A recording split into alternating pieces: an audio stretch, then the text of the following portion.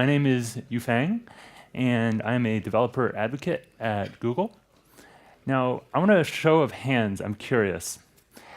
Raise your hand if you were at Codemotion Milan yesterday. Well, okay, the organizers were in Milan. They're working very hard, flying all over the place to make these events happen. Awesome. I was just curious if anyone went to both Codemotion events. That would be kind of very impressive to kind of dedication. You know, these two events are back to back, and you're just running around going to conferences.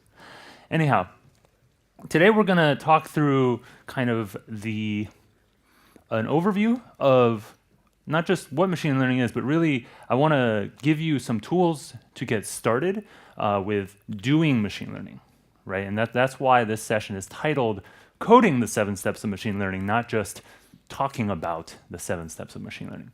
Of course, we'll talk about it as well, but I want to pair each stage with code that kind of represents what happens. What do you actually do to make that stage happen? So to begin, we'll first need to talk about what machine learning is. And because everyone spends the first 80% of their talk doing that, I decided to shrink that down as much as possible so that we can get to the good stuff, right? Get to the code. So I'm going to give you my super short definition of machine learning. One version of it is just programming with data, right? When it comes to machine learning, data is the key to making it work. And so you really need to have not just potentially a lot of data, depending on your use case, but more importantly, good data. Data that is representative of what you are trying to achieve. Data that is kind of not just shows one example, right, but a diverse set of examples that you can show your system. And so with that said, let's just look at what these 7 steps are, and then we'll dive into each of them. So first, gathering the data, right? It's all about the data, and that's why it's the first thing you need to do. Then once you have the data, you still need to do some more stuff with the data. You got to prepare that data. It needs some cleaning, maybe. It needs some rearranging, restructuring. Maybe you need to copy it somewhere else, and so on. And then you need to choose a machine learning model to use. A lot of kind of time and energy is spent on talking about different kinds of models, but a lot of times choosing a model, especially when you're first getting started, is a relatively straightforward task, especially if you're doing something that is a fairly kind of standard line of modeling, whether it's just like straightforward images or text or sound or something like that. There's very well-established, known good choices you can make, especially when you're first starting out. So once you've chosen that model, you want to train, you want to evaluate your model, see how it's doing, and then you need to come back and adjust it. You want to adjust the parameters of the model, or the hyperparameters of the model, to improve its performance. And so you're kind of in this loop where you're training, evaluating, tweaking, training it again, evaluating, tweaking, and so on. And then finally, once you're happy with how the model is performing, you can deploy it and actually make predictions, use the model. And that's what all of this work is for, right? Is to use the machine learning model, not just to train it just for fun. So today, we'll work through a kind of simplified example just to use as a way to talk about these 7 steps. It's a data set of news articles from several years ago from the BBC, and they've already been categorized for us into 5 categories: tech, sports, business, politics, and entertainment. And so each article, which we have the title and body, is labeled with which one of these 5 categories it falls into. And so when we think about how a machine learning model kind of works in this framework with this example, right, is say there's some data. Our data is just going to be text, free text from the article, and it goes into the model, and then the model makes a prediction. What does it say? It might say, it's going to say one of these 5 things. And hopefully in this case, it chooses the right one. And so that's kind of the broad structure, and we'll come back to slides like this throughout the presentation. I'll add and tweak things. Okay, so on to the first step, right? Gathering that data. Everyone likes to jump ahead and talk about the modeling and the training, but you need to get that data because most kind of custom machine learning workflows are specific to your line of work, right? And so the data oftentimes is not publicly available. It might be data from your logs. It might be data that you are gathering from the world in some form. It might be data that you don't have. You might need to take a whole detour and go off and instrument something, a system with which you'll use to gather that data. And knowing all the 7 steps, the whole workflow is important, right, at the outset. It's not saying, go gather data, ignore all the other steps, don't even think about them, don't even be aware of them, and just gather data blindly, right? Knowing what you're doing it for will help inform you about what format you want to gather the data in, where you might want to store it, whether it's on your local computer, or do you want to store it across some kind of redundant system? Do you want to store it just in a file, in a flat text file, or do you want to store it in a structured database, or maybe an unstructured database? And so with all that, thinking about where your data lives and how you can get to it, especially if you're instrumenting kind of a larger system, a system at a bigger scale, maybe you have a lot of data and you're beginning to explore using machine learning to do useful things with that data, you'll have to think about latency and just time to access, right, and be able to process this data. Is it going to take hours or is it going to take days? And if it's too slow, what do I need to do in order to migrate the data or copy the data somewhere where I will have faster access, even if it's just a subset? So one example, if you're looking for public data sources out there to just play around with, I'll point you to the BigQuery public data sets program, and it has, I think, about 40 plus different kinds of data sets, ranging from kind of ride sharing, kind of taxi trips to like bike sharing trips, and also things like Stack Overflow and GitHub data. There's Wikipedia data in terms of edits and commits and things like that. And so what we're going to do is we're actually going to pull the BBC News dataset from BigQuery, and right here I'm going to kind of half skip ahead to step 2 and do a little bit of pre-processing off the bat. We're going to take the title and the body, and we're going to concatenate them together. We're going to combine them into one, because text is text is text. And then what we're going to do is we're going to do a little replace and strip out all the new lines and the paragraph headers. It turns out it's HTML with P breaks, so that's no good. And then finally, we're going to make sure that capitalization doesn't mess us up, so we're going to lowercase it, and we'll trim out any spaces in the front or the back of that whole body of text. And so we'll just pull down this one long text string per article, and then of course we'll also get that category. So we're selecting for a category, and this big blob as text, so it'll be category and text. And then of course finally we want to make sure that in our case we're going to order this randomly. Having your data's order cause your model to behave a certain way. It's a very brittle behavior if you do that, and it can lead to some strange behavior that you don't really want to see down the line. And so that's what it looks like. You have your 2 categories. The text is very long, so you don't get to see the header. It's off the page, but you can see category there on the left. All right, so, oh yes, and citation of where the data is from. So that's the BBC dataset. It comes from news from 2004 to 2005, and it is about a little more than 2,000 documents. On to next step, preparing the data. Our data, even though we've structured it into a table with just 2 columns, kind of boring, right? It's still very kind of loose. Each article is literally just free text, right? There could be anything in here. And you can see there's just all sorts of random words. How are we supposed to make any sense, any meaning out of that? How do we connect an article's kind of body, the text, to what category it might be? right? And there's a wide world of kind of academic study with regard to how to connect words to their meaning, right? The vast field of natural language processing. We're going to use a very simplified approach. This approach is called a bag of words, okay? Or BOW, bow. And this is kind of the, perhaps if you have some text you want to process, the first thing you might just like throw at the problem and just like see what comes back. It's an interesting kind of, it's almost like word association. I say lion, you might think Africa.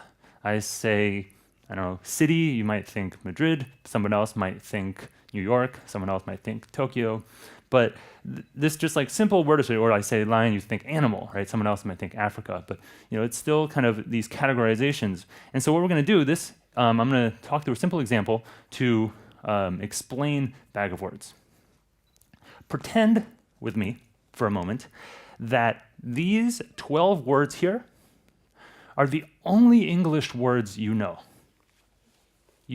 Every other English word, if you see it, it looks like garbage. It's like, I don't know what that means, okay?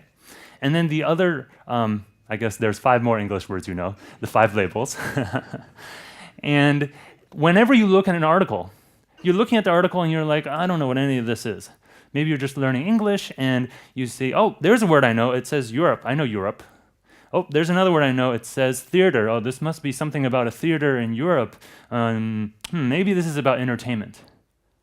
Right? So that's kind of the intuition around this. And in particular, how this gets mapped, right, is you have a sentence and you say, okay, I look at this sentence.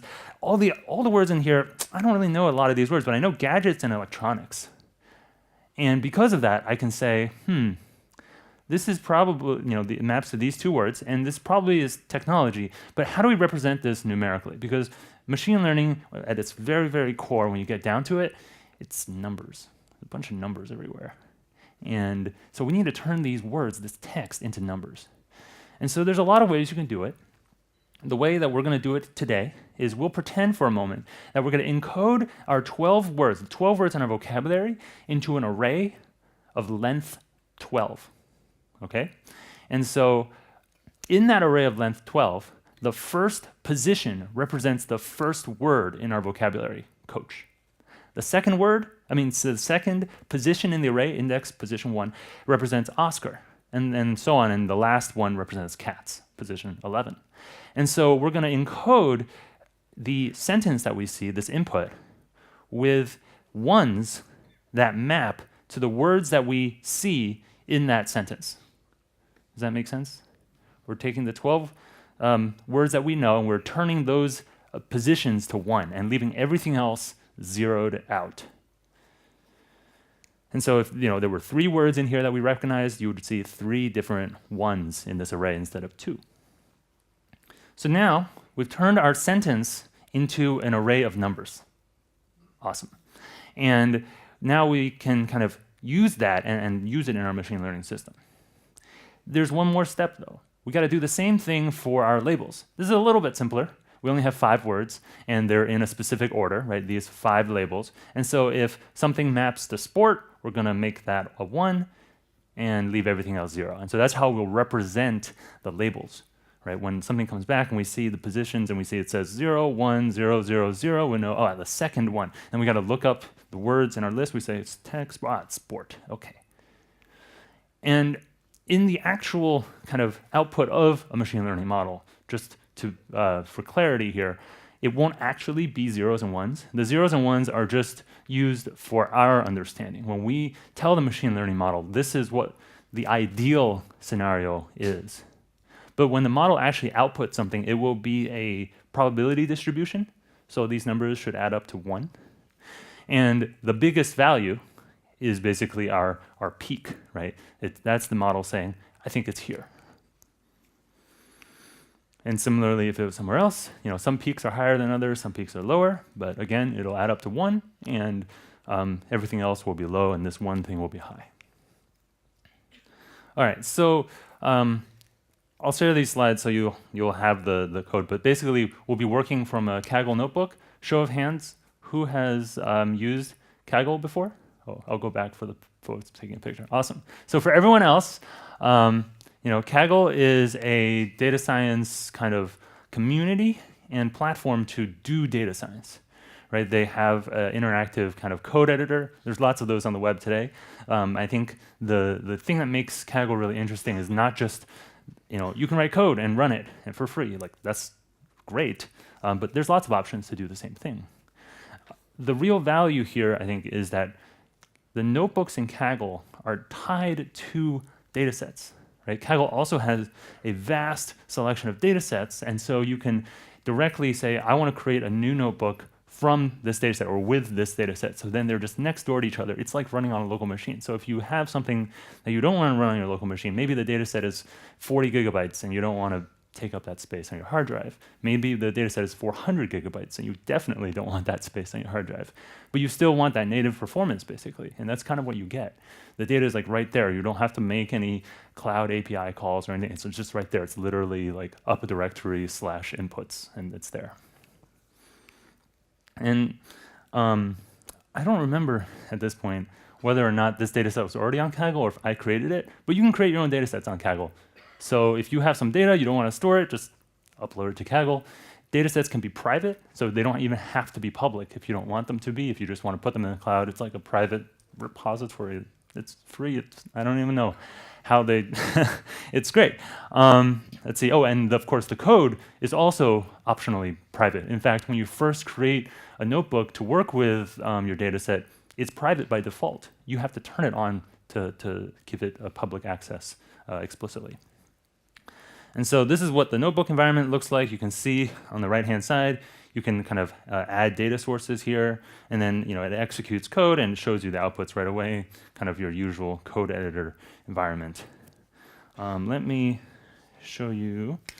Okay, we had the query, and then let me make this bigger. Yeah, so this is kind of viewing the code, and you can also edit or fork it for yourself if you look at mine. And then we'll kind of go back and forth between the code and the slides now as we go through each step. So choosing a model, right? Here I'll point to TensorFlow / Keras. Right now that Keras is included as part of TensorFlow. You have a wide range of options when it comes to choosing models. And I think the key point around model selection is having flexibility. Choosing a system, framework, whatever you want to call it, and writing your code in such a way that it is straightforward and easy for you to come back later, right? Make it easier for your future self to come back and make changes, for you to come back and make improvements. Because a lot of times, I think people, say like, oh, this feature or that feature is really great for teams, but I'm just working on this myself. It's just for me. But you're always working on a team because you are collaborating with your future self, right? And so if you write bad documentation for yourself or comments that don't make sense or you don't break up your functions, you're messing with your future self. You're messing with your team, but you are that team. So make it easier for your future self and do things that are good for collaboration. And yeah, that's my little side rant. Okay, TensorFlow. A brief look at TensorFlow's kind of architecture in terms of the software library stack. There's a bunch of stuff on the bottom that allows it to run on a number of different environments. Luckily, you don't have to worry about any of that. But at this point, TensorFlow runs natively in Chrome on JavaScript, or I guess in any browser. It runs on JavaScript. It runs, of course, in C++, but on CPUs, GPUs, it runs natively on Android. It runs natively on iOS. It, of course, runs natively on servers. There's various connectors for different database systems. There's just like, so much compatibility that I can't even think of them all. I'm sure I'm missing some stuff. And what that means is you can write code once and export your models to all these different environments. You can deploy to many, which is really quite nice. And the great part is you get to write against that Python front end. And even that Python front end is a little bit low level. It just mirrors the C++ API. So there's a bunch of libraries on top of that that help you kind of make your models by hand customly, or use even higher level wrapper libraries or modules like Estimator and of course Keras to help you just create models very easily, and importantly allow you to swap models very easily. And yeah. So for those of in this is the training section, not the training section. This is picking a model, but I wanted to give a little bit intuition about how models kind of do stuff. This is a very simple example, right? You have orange dots, blue dots, you want to draw a line between them, but when the training is happening, this animation represents kind of the space of where the model thinks. This is the distribution of where it's drawing that line. And so you can see it starts out kind of white, because typically when you initialize a model, you initialize it to random values within a specified range. And so that's why it starts out kind of, I don't know where anything is, and very quickly starts honing in on that kind of line in between the two sides. And you might say that's a really simple example, so let's look at something more interesting. Here you can see it kind of tries to get the shape fixed out, and then eventually it gets there. But it takes a little bit more effort for kind of the model to converge.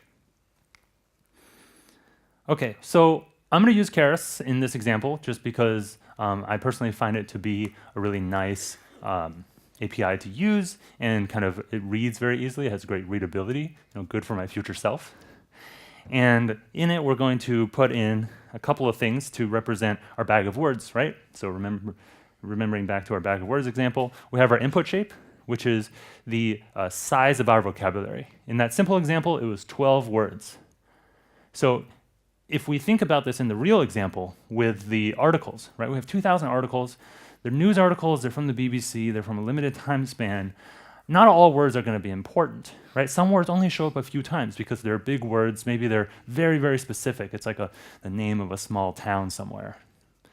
Maybe that doesn't matter so much about which category it goes into. And so we don't need a vocabulary size that is the entire language. We don't need a vocabulary size in the tens or hundreds of thousands.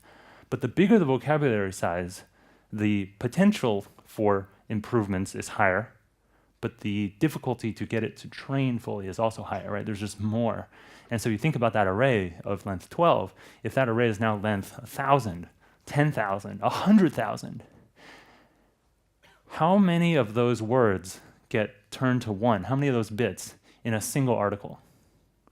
Right? Comparatively few, because the language is so massive if you make it really big. So, changing that vocabulary size has real implications, real effects on the performance of your model. And so that's something to think about, and it really depends on your particular problem type.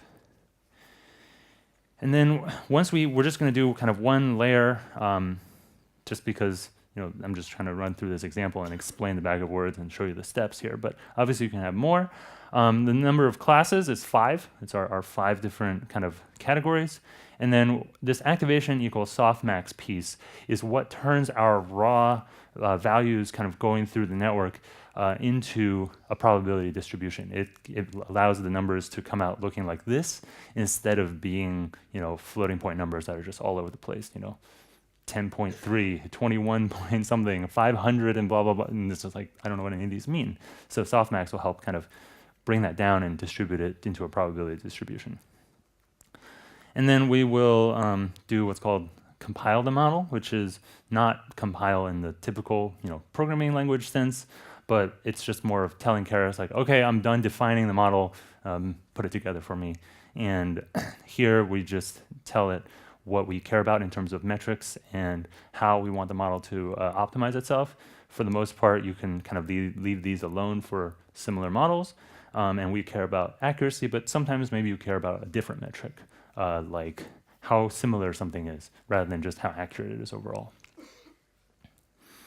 Oh, yes. And I promised I would show you the code. So let's see. We do a bunch of imports, NumPy, pandas, all those other animals. Matplotlib, TensorFlow, and then, of course, Keras. Just to make it easier to read, I kind of remapped Keras.layers and Keras.models just to those names. And let's see, I happen to upload the data to Google Cloud if you want to download a copy from there, but you can also directly get it with this link. or of course it's on the datasets in Keras. And this is what I mean when you write stuff for Keras, the CSV file is literally, you access it like it's on a local drive. And so that really helps with kind of being able to move your code around, like maybe you're working on it locally and then you upload the code, you can just upload the notebook directly. And with a few changes, maybe you just have to add this input directory, it'll just work. And we can see this is exactly what we thought, category and text. And then we can see our distribution here. Our data is reasonably distributed. It's not perfect, but it's nothing crazy. We're a little short on entertainment, but I guess that was maybe it was a year without many happy things, so less entertainment, right? And we can see that we have our I'm going to split the data, because remember we had the training and evaluation. This is why I went through the 7 steps first, because machine learning workflows have this weird circular dependency problem, where in order to choose the right way to structure your data, you need to know what kind of model you're using. In order to know how to split your data, you need to know that you're going to need to evaluate it later, and then these kinds of things. So you kind of end up having to do multiple passes through the concepts in order to make sense of it all. And so here we're splitting our data into training and evaluation, or train and test. And so this will add up to the full data set, but basically I said, just give me 80% on one side and 20% on the other. And then, let's see, Keras uses a few libraries to do the tasks that we talked about with regard to mapping those words to numbers, right? Turning all of those sentences into arrays with the ones in the right position for each and every article. And so that's what's happening here. We're going to tokenize. I'm going to say that we have a max vocabulary of 1,000 words. So this is on purpose. This is to constrain and limit the model to make it harder for the model to perform well. And then maybe you can take this, you can increase that value, make it 2,000, 5,000, 10,000, and see how that improves the model, because it has a wider vocabulary. It means that when it sees a word, it has a greater chance of knowing what that word means, rather than saying, I don't know what that means. It probably doesn't have anything to do with the story, but maybe it's really important. And so here we break up the words and we fit our kind of tokenizer to the text. So this is where where Keras will look at all of the articles, all 2,000 articles, and pick out the top 1,000 words. That is how it decides what the vocabulary will be. Rather than saying, we'll just pick 1,000 random words and hope that they're good, it's 1,000 words, the most common 1,000 words from all of the articles kind of smushed together and combined into one. And then we'll do the same thing for the labels. We'll encode our labels into that array of length 5, so that's a little simpler. And so then when we finish all of this, we end up with, you guys see all this? Yeah. You end up with the training, shape is 1,000 wide, and then the Y values, the categories are width 5. So everything looks good from there. And then let's see here, we will train the model. So this is basically exactly what we saw on the slides. The model definition, add the layers, softmax, and then we'll compile the model. Onto the training. So this is I guess ironically, the simplest step in a lot of ways. With training, we already set up the data to go into the model. And then the model will actually make a prediction. It will make a set of predictions, basically guesses, right? It'll say, I think it's this. Especially in the early stages, it's going to get like a ton of them wrong. But that output is then used to compare with the true accurate answer. And this is where the way we represent our labels, our labels comes in handy. I got to not trip over the cord. That's very important. And remember how I said in an ideal world, our true labels are labeled as like 0, 1, 0, 0, 0. But the outputs, they're not zeros and ones, they're decimals, right? So that means you can subtract them. You can find the Euclidean distance, you can find the space in between them and basically say, you think it's over here, but it's actually that way. And so you can then, the model can then update itself to say, that way, I'm going to shift over a little bit. And then it'll try again, and it'll still think it's over here, and it's like, no, it's that way. And so then I'll go over a little more. And so each stage, it moves over a little bit toward the direction of what is right. And so that's what's happening in this testing and updating the model. It's saying, what is it happening? All right, let's update it. And then it comes around, and it's doing this many, many times, right? Thousands of times. I clicked the clicker, but nothing happened. Okay. Doing this in code, even though conceptually it may take a bit to explain, is shockingly straightforward. You just say model.fit, and then you say, here's my data, here's my labels, batch size, and epochs. So batch size is how many articles is the model going to look at each time before it says, I'm going to move over. And it comes back and gets another batch. So it's like if you had all of these articles were a deck of cards, and you drew 10 cards off the top. Of course, you shuffle them first, but then you draw 10 off the top, and you say, oh, let me take a look at it. I'm going to say, this is entertainment, this is politics, this is tech, this one is sports, this one is sports, and you just sort them all, and then you check your answers, and you realize, oh man, I did terrible.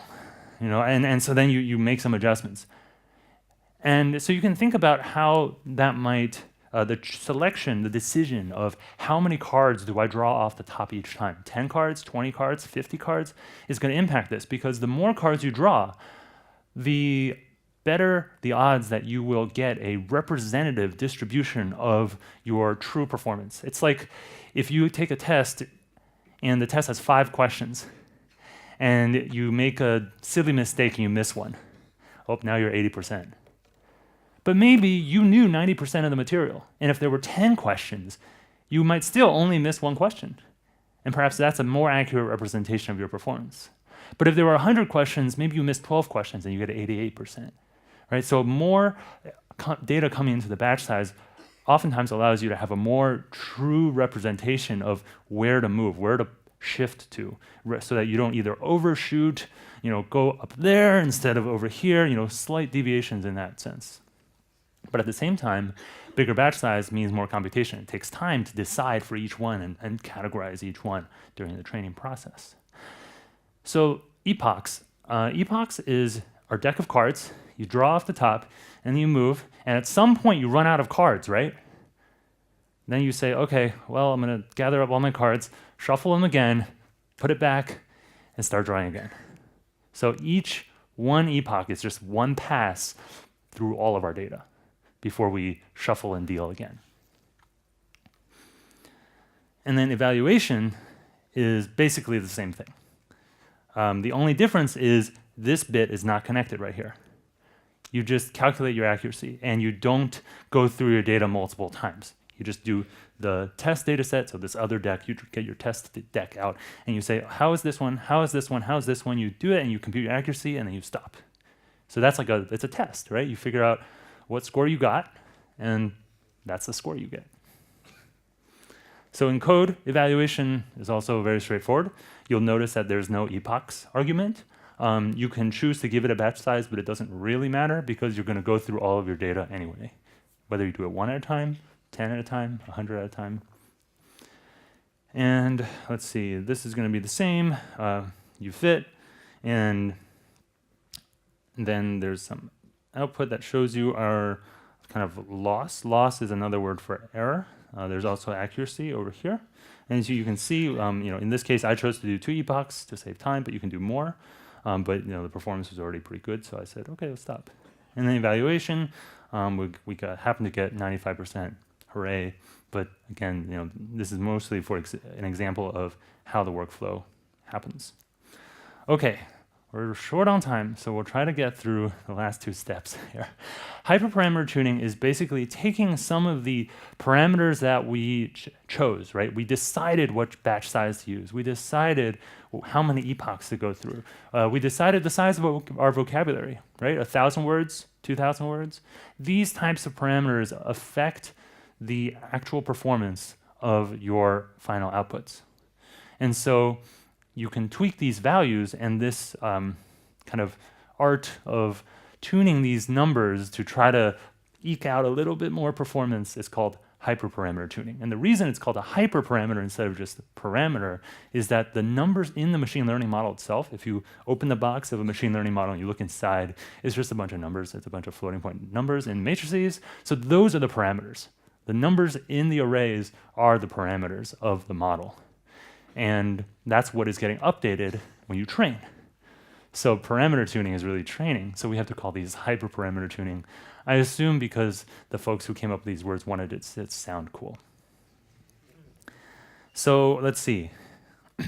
Hyperparameter tuning, you can think of it as different variants of the same model, right? It's essentially the same thing. We're just tweaking some aspects of it. And we still go through that same train and test loop. All right, so with prediction, it's pretty straightforward. I think you guys know what this is going to look like. We have a model. We're going to make a prediction. Of course, our prediction is going to be a bunch of numbers, right? It'll be this array of 5, and then we have to pick the right one and then map it back to the words. And so hopefully you get the right thing for your test set. And so that's kind of my story around going from the data to preparing it, to then choosing a model and training and evaluating it, and then, of course, at the end, tweaking and predicting with it and deploying that out.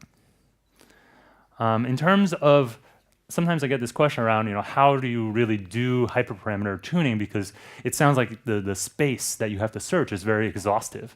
You have multiple parameters, each one has a range of values.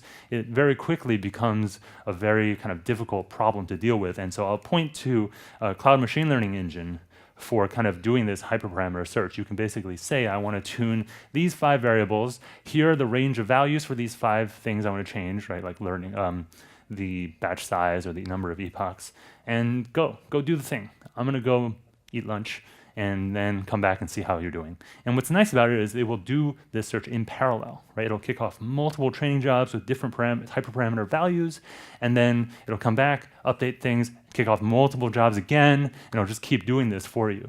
Like, yeah, you could write a bash script and automate all of this, right? But then you also have to add in the intelligence to pick which values. So it uses a Bayesian optimization system to kind of choose the values and jump around like that. So it's not an exhaustive search.